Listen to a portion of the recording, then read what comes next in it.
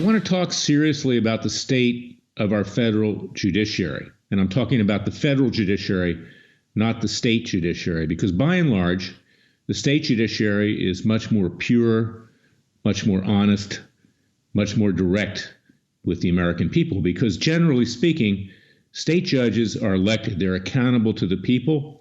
They can be removed at the voting box. But the problem with the federal judiciary, based upon our Constitution, is that they are appointed for life and they have given themselves immunity. They think absolute immunity. There's no statute that gives them immunity. They give it to themselves. And President Trump is actually doing a great service these days, except he's using the wrong vehicle, Roger Stone, to do it, in sensitizing the American people and telling the truth about the federal judiciary. They are highly political. Most of them, frankly, are political hacks when it comes to a case that has a political element to it. I've seen it over 42 years. I talk about it a lot. It's why I founded Judicial Watch back in 1994 on July 29th, because judges, in principle, are our most important public servants. They protect us from the tyranny of the other two branches of government and ourselves. They were put in place by our founding fathers as a check to that tyranny. And of course, we know that perhaps our greatest founding father, Thomas Jefferson, and third American president, said, when there's tyranny, it's a problem. In fact, when the people fear the government, then there's tyranny. But when the government fears the people, there's liberty. And that's why I put so much emphasis on judges. I mean, what good is it to have a Ferrari race car when you can't race it on a road likely to win or to succeed? And that's kind of what it is in federal court. You can be the greatest lawyer in the world and have the greatest client, the most honest client, make the best argument on any given day. And depending on what judge you're in front of, who appointed that judge to the bench, and the personal peccadillos of that judge, get completely different decisions, rulings. That should not be the case. The law is the law, and the law must govern, because without a rule of law, a society will deteriorate and it will collapse. The reason that the English-speaking countries, generally speaking, over the decades have been more prosperous than the rest of the world is because it was perceived that we had a legal system that would protect the rights of people who invested money and time in that society. We no longer have that. In the United States, we have judges who are so highly politicized, and of course we can see that during the Trump era in particular, when you have judges like John Tiger of the U.S. District Court for the Northern District of California enjoining the asylum immigration policies of President Trump, when his dad, a radical communist, someone who was fired from the Supreme Court as the clerk to Justice William Brennan, obviously influenced him, both Berkeley Law School graduates. I might say I like the dean of Berkeley Law School. He is a leftist, but he's a very honest guy, Erwin Chemerinsky. So no reflection on him. But the people that come out of that school are radicals, and many of them become federal judges, particularly in the Northern District of California and elsewhere. It's true throughout the United States. Even my alma mater, Duke, has gone radical left, both undergrad and in law school. So this is something that needs to be sensitized. But the president, in trashing Judge Amy Berman Jackson, a federal judge, she's highly political. I've dealt with her before. She dismissed a case I brought for the families of Benghazi victims, Ty Woods and Sean Smith, on the eve of Memorial Day, if you can believe that, Gold Star parents. There was no basis to dismiss it. It was against Hillary Clinton for using her private email server, giving up the coordinates of the ambassador and my family's two sons who died tragically at Benghazi, also defaming those parents by telling falsehoods about the cause of Benghazi when in fact she knew otherwise. And then during the presidential campaign in 2012, stating that in fact my clients had lied, in effect.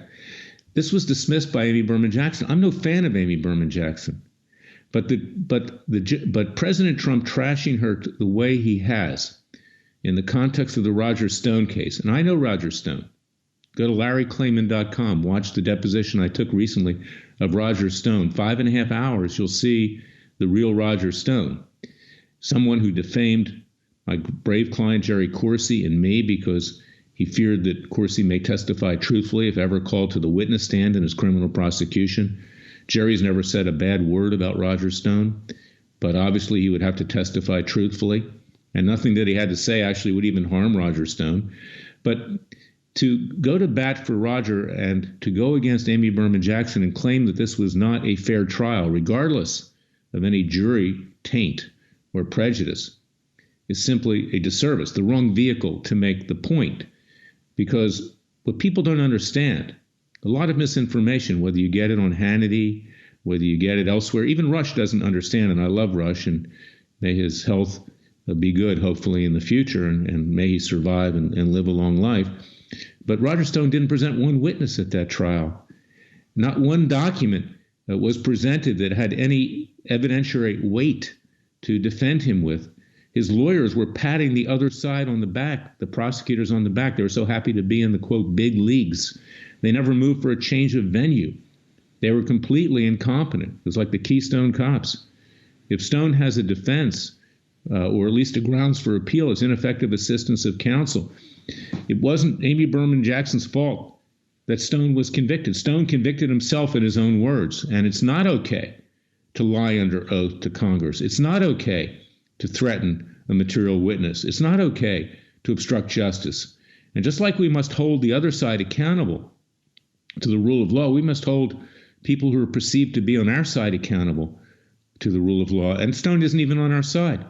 When he was my campaign manager for a few weeks in 2003 and 2004, he was on the side secretly representing Al Sharpton. That's a conservative? No, that's an opportunist. That's a dirty trickster, by his own words. So this is something that needs to be understood. Yes, we need to clean up the judiciary. We need a constitutional amendment to take away their lifetime tenure. We need to be able to remove them more easily. It's hard to impeach them. In fact, one of the last judges who was impeached was Alice E. Hastings from Miami. And then after he was impeached, he ran for the Congress and won, and he's there ever since. This is what we've got on the bench. We have politicians in robes. We have a Cadillac of the legal system, but we have drunken drivers at the wheel. And that's an extremely dangerous situation.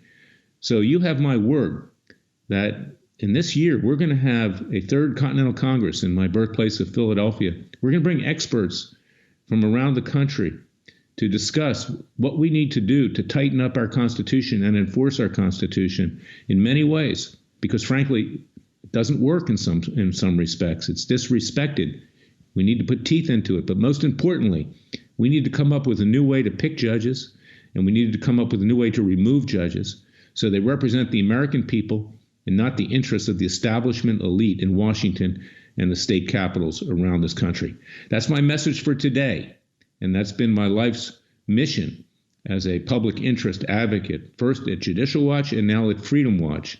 And Freedom Watch today does what Judicial Watch used to do, hard-hitting cases, citizens' grand juries. We talk the truth. I don't say what needs to be said to get my face on Fox News. I don't need Fox News. That's going left anyway under Lachlan Murdoch, the CEO. We need to ourselves rise up and bring about liberty and justice to our country. So I want to thank you for listening. Please share this podcast. You can find it at radioamerica.com, freedomwatchusa.org, iTunes, Spotify, Facebook, Patreon. Get the word out. Because although the president's saying the right things these days, he's using the wrong vehicle, Roger Stone, to do it. Not a best way to get the point across. God bless you.